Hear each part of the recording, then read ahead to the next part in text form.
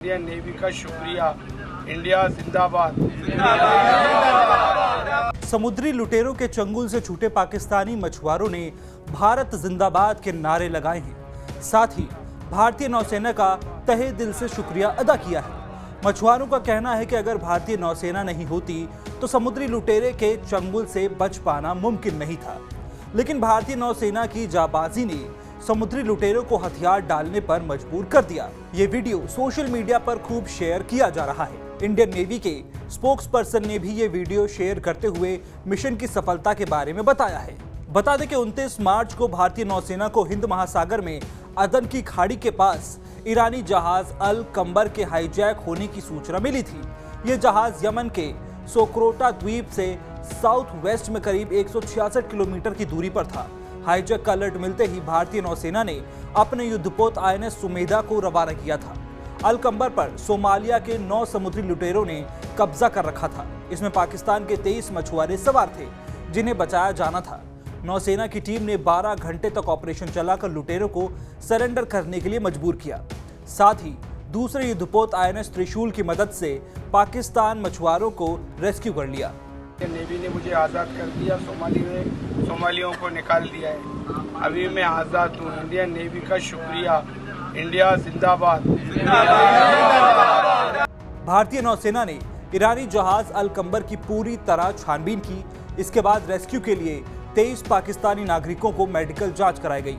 समुद्री डकैती रोधी अधिनियम 2022 के तहत आगे की कानूनी कार्रवाई के लिए पकड़े गए सभी 9 समुद्री लुटेरों को भारत लाया जा रहा है। भारतीय नौसेना समुद्री लुटेरों के खिलाफ ऐसे तमाम ऑपरेशन चला चुकी है। 29 जनवरी 2024 को अरब सागर में सोमालिया के पूर्वी तट के पास 19 पाकिस्तानी नाविकों की जान बचाई गई थी। ईरान के झंडे वाले जहाज को 11 समुद्री लुटेरों ने किडनैप कर लिया था। नौसेना ने जहाज को रेस्क्यू करने के लिए अपना युद्धपोत INS सुमित्रा भेजा था।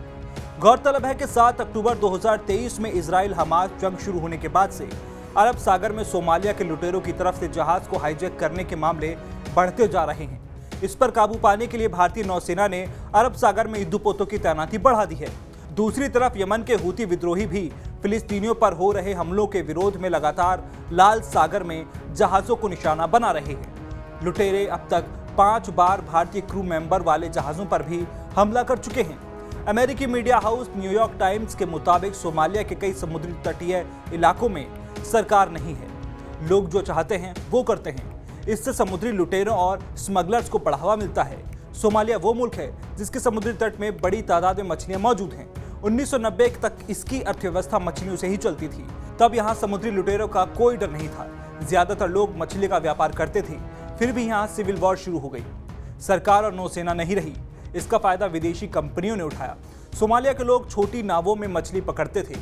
उनके सामने विदेशी कंपनियों के बड़े बड़े ट्रॉलर आकर खड़े हो गए। लोगों का रोजगार छीनने लगा। इससे परेशान होकर 1990 के बाद इस देश के लोगों ने हथियार उठा लिए और समुद्री लुटेरे बन गए। समुद्री मालवाहक जहाजों का एक बड़ा जखीरा सोमालिया कोस्ट के पास से होकर गुजरता था। मछुआरों से लुटेरे बने लोगों ने इन जहाजों को निशाना बनाना शुरू कर दिया। जहाज छोड़ने के बदले वो फिरौती वसूलने लगे। साल 2005 तक ये धंधा इतना बड़ा हो गया कि इन पायरेट स्टॉक एक्सचेंज बना दिया। यानी लुटेरों के अभियान को फंड करने के लिए लोग इनमें इन्वेस्ट कर सकते थे। बदले में लोगों को लूटी हुई रकम का बड़ा हिस्सा मिलता था।